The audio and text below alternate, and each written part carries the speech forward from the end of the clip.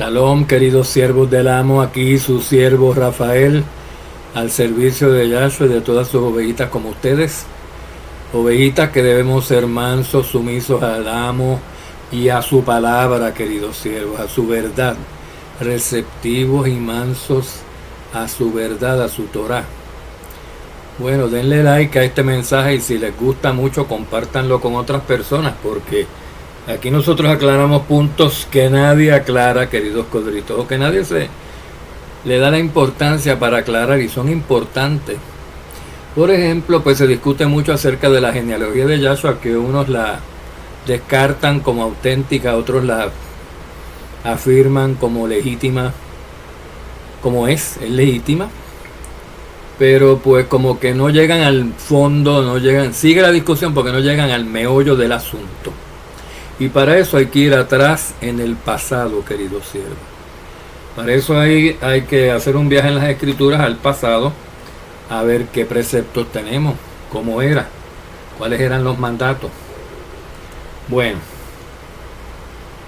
había mandatos en la escritura, queridos siervos, en el antiguo pacto, para israelitas, hombres o mujeres que se casaran con extranjeros. Para israelitas que se casaran con hombres o mujeres ya israelitas, no había mandato ni había problema, porque era un matrimonio entre personas que guardaban la Torah.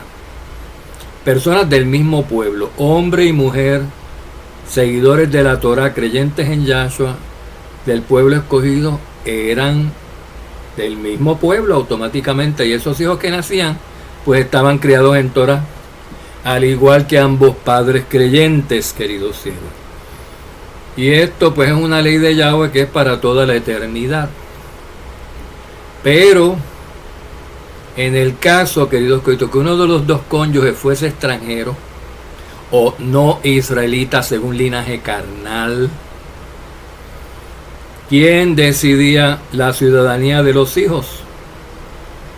Lo decidía cualquiera de los dos que fuese el israelita. El cónyuge israelita, fuese el varón el israelita o fuese la mujer, la esposa, la israelita, eran las que decidían el destino o la ciudadanía de esos hijos que iban a tener en común. ¿Por qué? Porque todo extranjero que se casara con un israelita, fuese hombre o mujer, estaba obligado a convertirse a israelita y a guardar las leyes. Por ejemplo, no podía venir, queridos siervos, un varón moabita y tomar una mujer israelita y en Israel seguir las costumbres y las adoraciones a los baales que tenían los moabitas delante de todos los demás israelitas que adoraban a Yahweh, y criar dentro del pueblo de Israel hijos moabitas. Era increíble, imposible, imperdonable, no se permitía. Solamente se permite la inclusión de un extranjero en el pueblo si ese extranjero, así como Ruth, así como Rahab la ramera, así como la esposa de José, el hijo de Jacob, eran extranjeros. Se convirtieron al Elohim de Israel y guardaban los mandamientos. Entonces, si fuese al revés, si fuese que una mujer israelita tomaba un esposo no israelita, el hombre no israelita se tenía que convertir a Israel guardando sus mismas leyes. Las leyes de su mujer, irse al pueblo a vivir como israelita. Y entonces los hijos, ambos de ellos eran israelitas, y los hijos también iban a salir israelitas. Pero sucedió una cosa, queridos codritos. Con el tiempo ustedes saben que los rabinos, los sabios de los judíos inconvertidos, todos lo revisan y todos lo quieren saber más y mejor que Yahweh, ¿verdad? Y tienen libros, así como los mormones tienen el libro del Mormón. Y así como tantas las religiones, la católica tiene los catecismos. Pues ellos tienen pues el Mishnah, el Talmud y cosas así, donde ellos decretan e interpretan lo que dice la escritura. Y había una ley, que todavía la hay, para los levitas exclusivamente, que los levitas no se podían casar con nadie que no fuera de su misma tribu, querido. Los levitas rasos o fuesen levitas sacerdotes, no se podían casar con ninguna otra persona, ni siquiera con israelitas de otras tribus, mucho menos con hombres o con mujeres extranjeros, ¿verdad?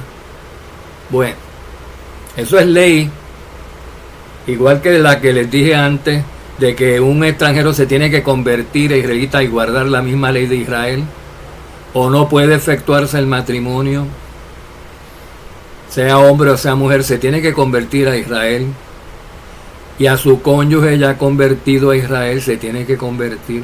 Bueno, se van a la diáspora los judíos aproximadamente en el año 580 y pico, yo no me acuerdo, pero con 100 y pico de años después que las 10 tribus del norte se fueron cautivas al destierro por los asirios. Y el destierro de estas 10 tribus del norte fue para el año 722 al 725 antes de Mashiach. Pues aproximadamente en el año 500 y pico antes de Mashiach se van por 70 años las 2 tribus del sur, los judíos, junto con los levitas, la mitad de Leví, a Babilonia. Están 70 años. Pues allí no había ley, no había templo, no había nada, no había Sanedrín, no había sacerdocio, porque si no hay templo, no hay sacerdocio. El sacerdocio necesita un templo para ofrecer los sacrificios, y no había. Entonces pues no había sacerdocio. Y los sacerdotes levitas, además de los levitas rasos que no eran sacerdotes, todos empezaron a acostumbrarse a tomar mujeres babilonias por esposa. Viviendo en Babilonia, en vez de estar viviendo en Israel, estaban en exilio en Babilonia. Cuando se está viviendo en Israel, todo el mundo en Israel guarda la misma ley, pero cuando se está en Babilonia, se guarda la ley de Babilonia, queridos codritos. Y esas mujeres babilonias que ellos tomaron por esposa, estaban habituadas desde bebecitas a guardar la ley de Babilonia, no la de Yahweh. Y no se convertían a la ley de Yahweh ni a Israel, ni casándose con sacerdotes, porque los mismos sacerdotes no estaban ni guardando las fiestas ni guardando nada. No pueden ni ofrecer los sacrificios continuos de todos los días, queridos siervos. Entonces, cuando se dio el decreto, se firmó, se acordaron que la estadía de los judíos en Babilonia no excedería 70 años y estaban listos para salir. Cuando Esdras y Nehemías y todos los demás y Zorobabel pues examinaron y vamos, sí. Pero ¿qué ha pasado aquí? Miren lo que ha pasado, queridos hermanos. Los sacerdotes levitas se han casado con mujeres babilónicas y tienen hijos babilónicos, mitad levitas y mitad babilonios, criados en la religión de Babilonia. ¿Qué vamos a hacer ahora? La escritura dice que los levitas no se pueden casar sino con mujeres levitas. Estos se casaron con babilonias. No podemos llevar a Babilonia hijos babilónicos allá a Judá, a reconstruir a Jerusalén con esta gente. ¿Qué hacemos? Pues que se conviertan, pero no se iban a convertir, porque cuando se casaron en Babilonia, a las mujeres no se les dijo: cuando nos vayamos para Jerusalén, ustedes se van a convertir a la Torá, ni hablar ni pensar en eso. Ellas se casaron pensando que sus maridos levitas se iban a convertir a babilonios. Eso fue lo que hicieron prácticamente. Pero había que restaurar el templo, el sacerdocio, fuese lo que fuese o pasase, hubiera pasado lo que hubiera pasado. Y se propusieron hacerlo porque Yahweh lo tenía previsto y lo tenía ordenado. Entonces lo primero que se les ocurrió a estos profetas y sacerdotes fue deshacer esos matrimonios entre levitas y mujeres babilónicas. Y entonces despacharon a las mujeres, dijeron pues, estaban considerando separarlos, queridos siervos, porque habían quebrantado la ley, esos levitas casándose con mujeres no levitas. Y a los hijos pues le dieron ahí una dote o algo así y les dieron la oportunidad de irse hacia Babilonia, pero no como esposas, irse a Jerusalén, pero no como esposas de estos levitas ya, porque esos matrimonios no estaban aprobados por Yahweh. Y algunos creo que accedieron y les siguieron criando los hijos, pero ya no tenían relación. Y ellas estaban obligadas porque habían consentido guardar la ley de Israel, obligadas a guardar la ley en Jerusalén. Pero la mayoría se quedó en Babilonia, queridos siervos. Pero surgió ese problema. ¿Y ahora de qué nacionalidad son esos hijos de esas mujeres? ¿Son israelitas o son babilonios? Si un hombre y una mujer, ambos no son israelitas, lo decide el cónyuge que sea israelita. En este caso los levitas. Pero los levitas no podían decidir en contra de Yahweh, que no quería que tomaran esas mujeres y tuvieran esos hijos con los de Babilonia. Así que no lo decidieron ellos, lo decidió Yahweh. Desháganse de esas mujeres y sus hijos. Y las mujeres y los hijos que querían seguir siendo babilonios se quedaron en Babilonia. Ahí fue. Y los sabios de los rabinos y todo, anotando todo en sus libros, en el Talmud babilónico y en todos estos libros de sucesos de la historia, de los exilios y de todo lo que ha pasado en Judá. Y para evitar ese problema en el futuro, cuando ya para tiempos de Yahshua, queridos siervos, en el Imperio Romano, las mujeres, la ciudadanía de las mujeres eran las que decidían la ciudadanía de los hijos. Esa era la ley del Imperio Romano. Y los judíos, en vista de lo que había pasado en Babilonia y de lo que estaban viviendo a su alrededor en el Imperio Romano para tiempos de Yahshua, habían alterado la ley y decretado que la mujer, dependiendo de qué ciudadanía fuera, era la de que decretaba la ciudadanía de los hijos. Para Yahweh no, pero para los hombres sí. En el caso de Yahshua, que nació de un hombre judío y una mujer judía, porque ambos, José y Miriam, José su padre adoptivo y Miriam su madre biológica, ambos eran israelitas de la tribu de Judá. Ahí no había nada que decidir. Ambos eran israelitas. El niño sería israelita por nacimiento, por los dos, queridos codritos.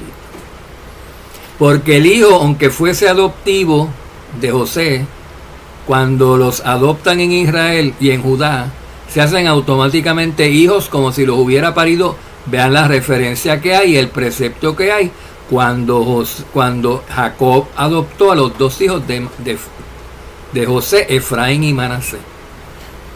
Dice que fueron hijos suyos como si los hubiera parido. Así cuenta eso, querido. Así es la adopción, es como si fueran tuyos. Cuando un hombre cumple la ley del levirato con una mujer que se ha quedado viuda, tiene que casarse con la mujer viuda y adoptar a sus hijos, pero los adopta como si fueran suyos ahora. Esos hijos no son adoptados, son como si él los hubiera parido. Los tiene que tratar como si fueran suyos propios, queridos siervos. Y ese fue el caso con el nacimiento de Yahshua, que nació de su madre biológica Miriam y del Espíritu Santo, no de su padre biológico, no de su padre José biológicamente. En cualquiera de los dos casos, queridos siervos, aunque José no fuera su padre, según la Torah, la ciudadanía lo decide el estatus, la ciudadanía de cualquiera de los dos cónyuges. Así que con Miriam, nada más haber sido judía, el hijo iba a salir judío, iba a salir israelita de la tribu de Judá. Y este no fue el caso. Además de que Miriam era judía, queridos siervos, José, su padre adoptivo, que se convierte en su padre como natural, era judío también. ¿Ven? Y no hay dos genealogías diferentes de Yahshua en los evangelios de Mateo y de Marcos. En Marcos se habla de la genealogía del padre, queridos siervos. Y ahí está completa, es un poco más corta porque pues hubo menos generaciones entre Adán o entre Abraham y José, el esposo de Miriam. Y en Lucas, queridos codritos, que no se menciona a Miriam, porque hay un padre, aunque sea adoptivo, que es el que manda en este caso. Es José. Se menciona a José, pero como esposo de Miriam, no como el en sí, el descendiente de todos esos patriarcas que Desde Adán hasta Yahshua están mencionados, queridos siervos. La descendencia de Lucas es la de Miriam. Fíjense ustedes, queridos siervos, que José no tenía ancestros levitas, pero Miriam sí. ¿Por qué? ¿Cómo lo sabemos? Porque la prima hermana de Miriam, Elizabeth, la madre de Juan el Bautista, era levita y su esposo Zacarías era levita también. Entonces, si una prima hermana de Miriam era levita, ella tiene que tener un ancestro común con esa prima hermana que era levita en su genealogía. Y ustedes buscan para arriba la genealogía de Miriam y hay 3 o 4 nombres que son levitas. Hay 2 Levís, queridos codritos, que eso era muy común, nombrar a hijos de Leví, no importa cuántos siglos hubieran pasado desde que el original Leví nació, lo seguían nombrando con ese nombre. Hay Levís en la genealogía de Miriam. Y hay otros que no son Leví, pero son nombres también de las tribus de Leví. Porque uno de esos, queridos codritos, uno de esos levitas estaba casado con una hermana de la madre de Miriam, queridos codritos. Por eso entonces son primos Miriam y Elizabeth. Y tienen un ancestro común que es un levita, y ahí están los levitas en la genealogía de Lucas, que es la de Miriam. La genealogía de Mateo, por el otro lado, es la de José, queridos siervos. Y si fuéramos a descartar, queridos codritos, la genealogía que la decida cualquiera de los dos padres, el que sea israelita, a favor de la genealogía de la madre cuando no es israelita, entonces tendríamos que descartar a la tribu completa de Efraín y de Manasés. Porque la esposa de José, con la que él concibió a Efraín y Manasés, esas 2 tribus, era egipcia. Era egipcia, de linaje egipcio. No era israelita. Entonces hubiera decidido la esposa, esos 2 hijos, toda esa descendencia fuera egipcia. Pero es israelita. ¿Saben por qué? Porque José, el esposo, el varón, era israelita y basta con uno de los 2 que sea israelita. Encima la esposa, querido codrito, estaba convertida a Israel y guardaba la misma ley. Así que ahí no hay nada. Ese es el precepto, ese es el ejemplo, el principio establecido sobre el cual tenemos que nosotros basar nuestras decisiones y juicios para toda cosa semejante. Benditos sean si entienden. Aquí por encimita, ¿verdad? Surgen otras cuestiones, podrán alguien decir tal cosa, se lo contestamos. Podrán alguien pues buscarle 5 patas al gato que no tiene, pero se las ayudamos a que sean 4, querido, que son 4 las patas de un gato. Siempre surgen cosas nuevas y sobre todo cuando hay herejes incrédulos metidos de por medio que no creen lo que está escrito, van a empezar a inventarse cosas que no son y a tratar de contradecir lo que dice la escritura para probar que sus mentiras son la verdad. Pero nosotros se las contestamos y se las rebatimos con la escritura y demostramos que lo que está escrito en la escritura siempre prevalece y siempre es la verdad Kodesh, no lo que salga de la boca de un hombre inconvertido. Shalom.